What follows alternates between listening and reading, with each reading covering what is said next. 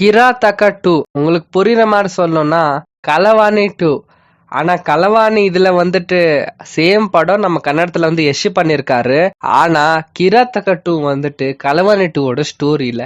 கிராத்தக 2 one line story என்னன்னாக்கா, ரவுடியோட தங்கச்சிய hero வந்து லவ் பண்ணி அவருக்கோசரம் ஜெயிலுக்கு போயிட்டு அங்க வந்து அண்ணனுக்கு வந்து காமெடி பண்ணிட்டு ஹீரோனை வந்து அதுக்கப்புறம் வந்து கரெக்ட் பண்ணிட்டு அதுக்கப்புறம் வந்துட்டு ஹீரோக்கே தெரியாம, அதாவது வில்லனுக்கே தெரியாம எப்படி லவ் பண்ணி கல்யாணம் பண்றேன். இதுதாங்க ஒன்லைன் ஸ்டோரி. ரொம்ப மொக்கையா இருந்துச்சு என்ன பொறுத்த வரைக்கும் கேட்டீங்கன்னாக்கா.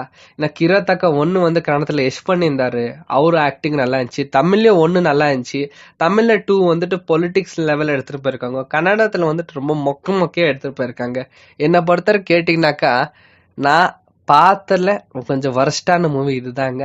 ஸோ இதுதான் ஸ்டோரி. இதுக்கு மேல என்னால ஸ்டோரி எனக்கு சொல்ல முடியல. சரி, நம்ம பார்க்கணும், ரிவ்யூ போடணுன்ற ஒரு நம்மக்கிட்ட பொறுப்பு இருக்குல்ல, அந்த பொறுப்புக்கோசரம் பார்த்துட்டு ரிவ்யூ சொல்லிட்டேன்.